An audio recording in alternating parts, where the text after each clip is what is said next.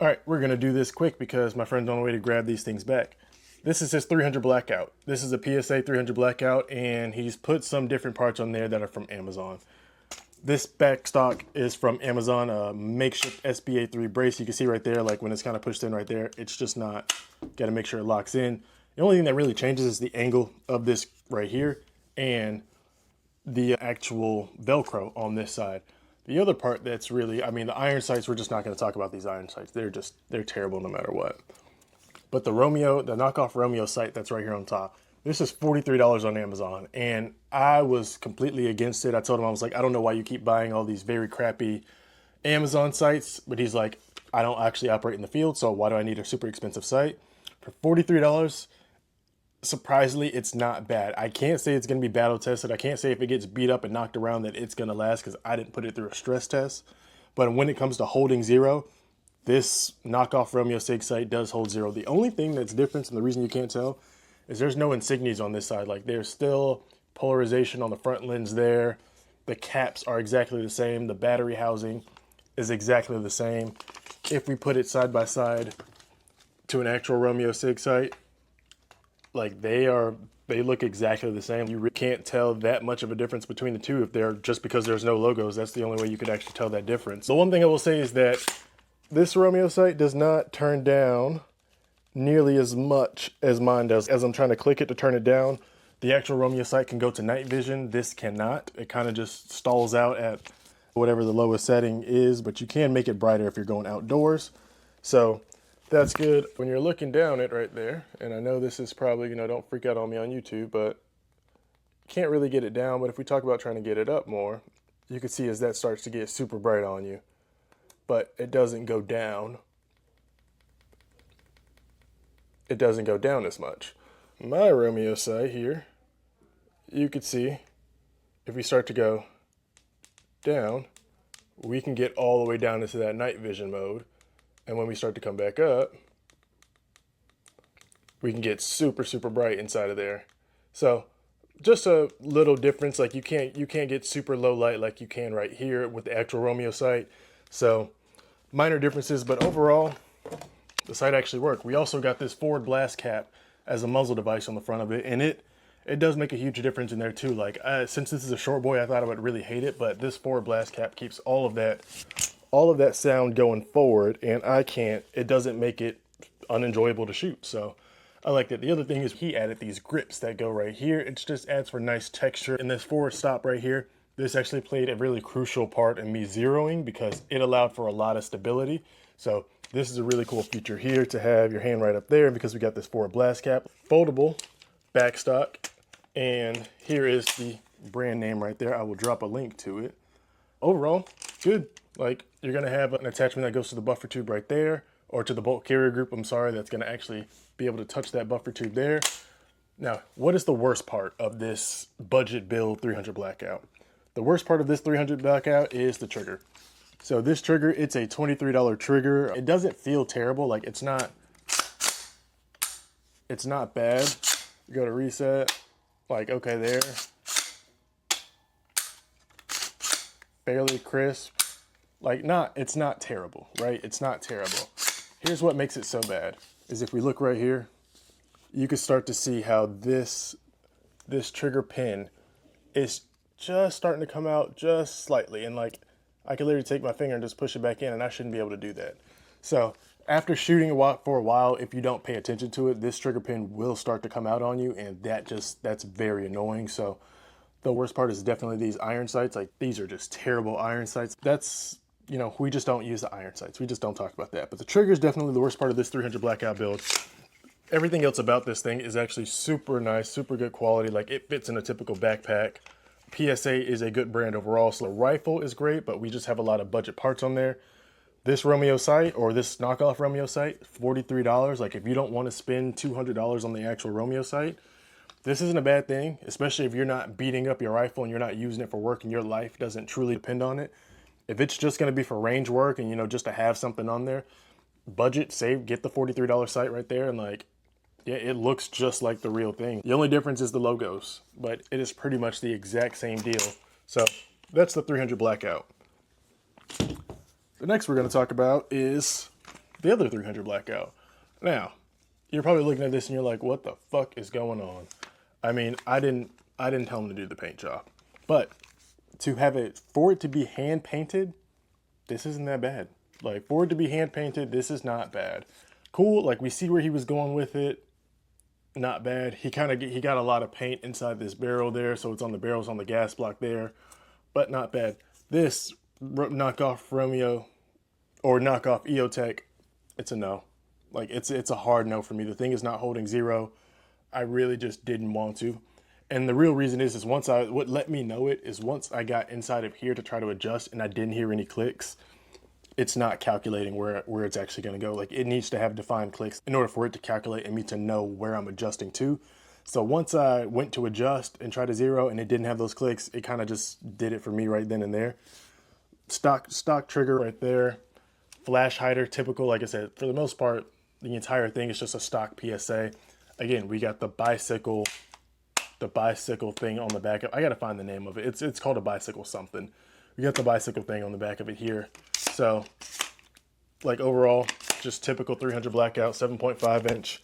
Can't really argue with it. Can't get too mad at it. Yeah, anytime like can it flip this there? Anytime we're getting stuff like this, see if we can even, now you can't really get the full picture that way, but it changes colors. Like that's the first red flag right there. Anything that's changing colors like that, it's probably going to be a no good type of optic. So yeah, not much to say about this one. Like I said, pretty stock, shoots nice. Everything was fine with it. I had no complaints out of this at all. The next one we're going to go to, the 5.56. So this is a, again, another PSA. So most of his rifles are PSA. So he's at least buying good PSA weapons. He's at least buying good PSA rifles. The K2 grip on the bottom of it, I actually really like this K2 grip. Like it just gives you a different angle and allows you to really get in there and be able to navigate. And it's just very comfortable on the hand overall using that K2 grip that met from Magpul. Like it's the most comfortable, definitely one of the most natural and comfortable feeling grips that I've held, because I like to kind of get really high and tight on mine. And with this K2 grip, I feel like I can do that because it angles down just a slightly different. Like I said, if I go to my rifle, which is not a K2 grip, and we just try to compare the two, like very similar in the profiles, but really what we're starting to look at is the change in this back angle. So the change in that back angle, you can kind of see that in there, allowing you to really dig in.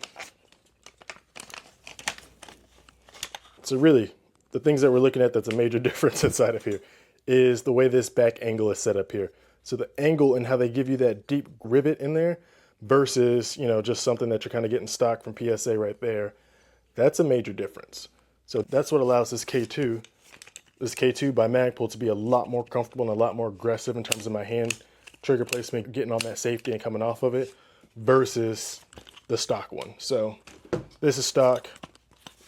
It's good, don't get me wrong, like it's very similar, but to have that groove in the back for the web of that thumb to go in, that makes a huge difference. So I really like that one on the K2, or this short boy over here. We really like it having that groove in there and being just like that. Again, with the bicycle stock on the back of it, because again, to buy an SBA3 is going to cost you about $100+ This is maybe $20 to $40, and the only major difference is, like I said, the Velcro and what material this is, and then the actual angle of the adjuster on the back of it. If there's something that's just as good and less expensive. On the front, we got these grips, these rubber grips right here, which again create a nice feel, just gives you a lot of extra texture to actually grab onto when you're going for that C-clamp. This muzzle device right here, very shitty. We just put it on and it was the worst experience I have had. Now, nothing bad happened. It did exactly what it was supposed to do, but it became a flamethrower. Like the flash was so bright and so quick, and it just was not what I was expecting. So you can screw this off. I don't recommend just trying to shoot it just like this, but maybe this acts as like a forward blast. But overall, I would never shoot this thing again. So I couldn't even really get to the optic part of it, which we'll talk about the optic and why I just didn't even need to shoot this type of optic and think it was good. I didn't give you a fair quality control test by not even shooting this, trying to test this optic, but this blast was so bad, I couldn't stand it. So once we go here, well, again, look what's going on here. Where's it at? Can we turn it sideways a little bit? There we go. So when it comes to turning this optic on, it's going to be on the side. Push this button right there, and then it turns on. And there you go. You got the dot, which I believe that one should be on. Nope. So you got different selector right there where you can go just a singular red dot. You can go into what is more like an EOTech type of optic with the circle ring. And then you can go into,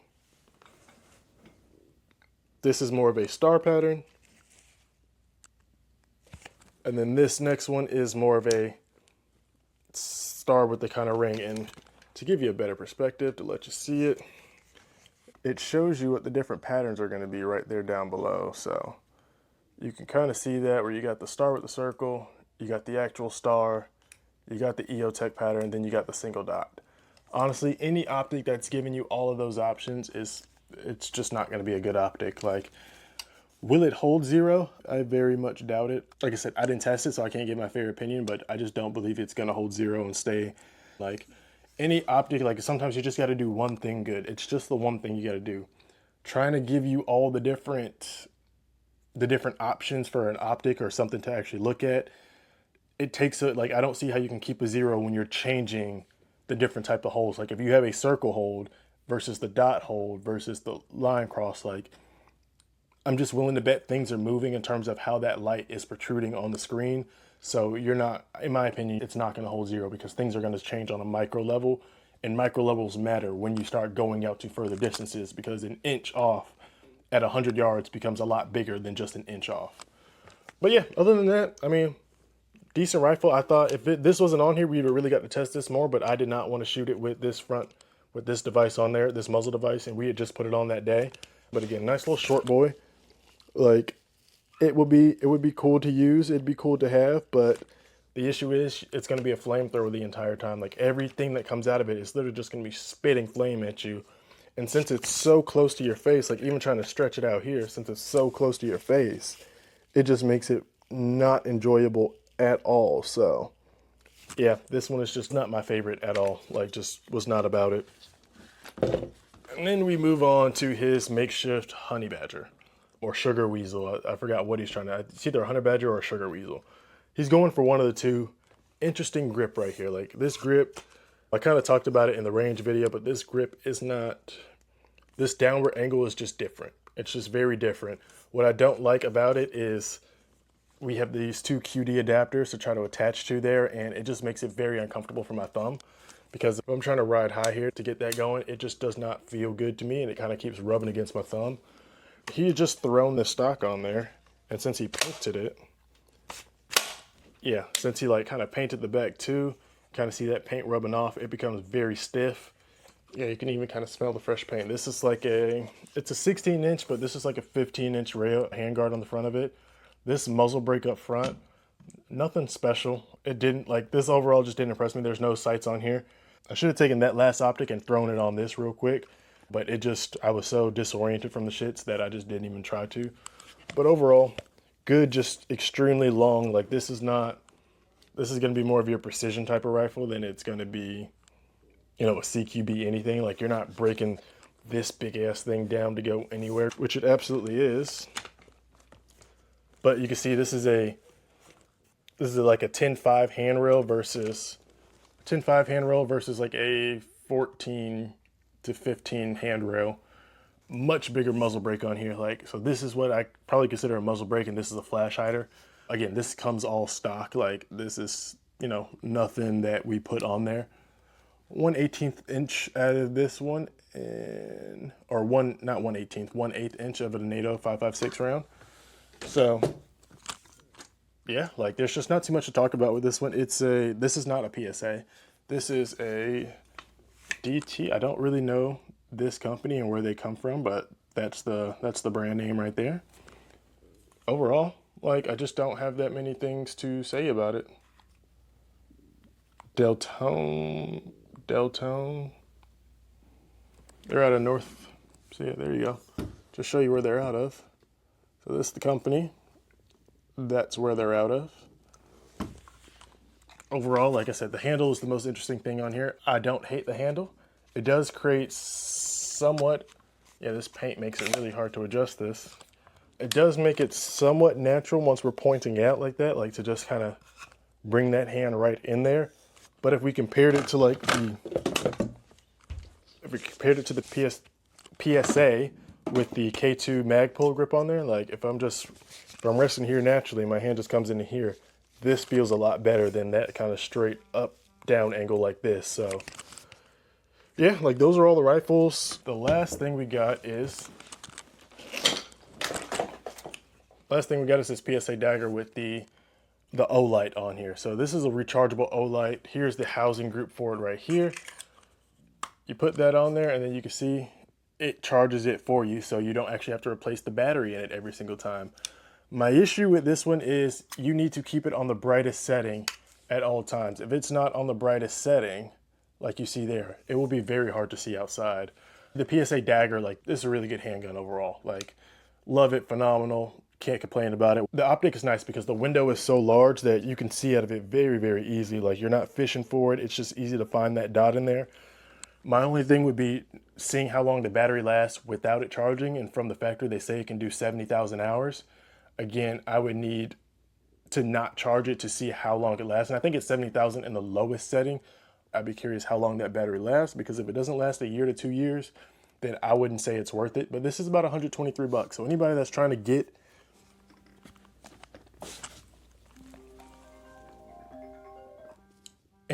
save money and just get into red dots and they want something, I mean, I say go for it. Your battery life, you really don't have to worry about the battery life, because no matter what, if you do decide to actually just charge this thing anytime you get, like you can see, it's at 100%. You really don't have to worry about the battery ever dying on you if you just put this on there every night. But again, I'd say leave it on the brightest setting so you can always see it, because it took me a second to find the brightest setting. Granted, we see that run on rifles all the time, but on pistols, it kind of just is irrelevant to me. So I'm not a fan of it. And again, for anybody that's trying to get weird, I mean, like, this thing is clear and safe. Like, we are good here. Interesting how they put the iron sights up front so you can always see through it. Like, that co-witness is very crucial inside of there, so I do like that. And the sights are completely blacked out. But yeah, overall, like, the O-Light, if you're trying to get into guns, you want to buy gear, but you need to be on a budget.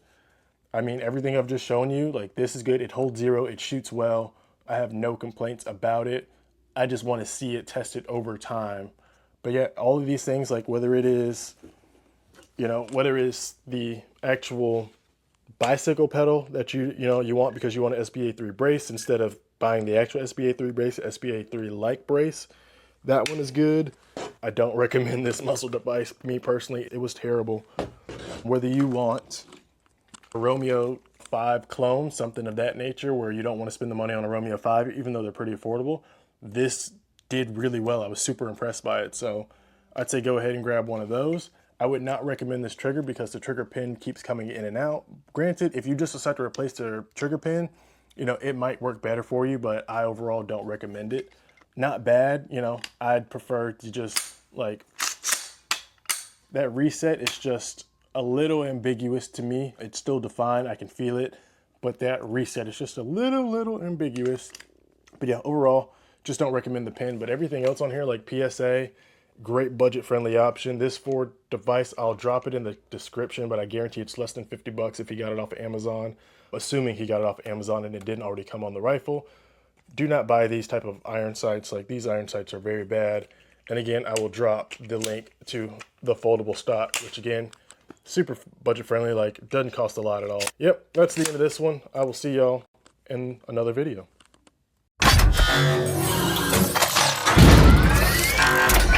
This shit off the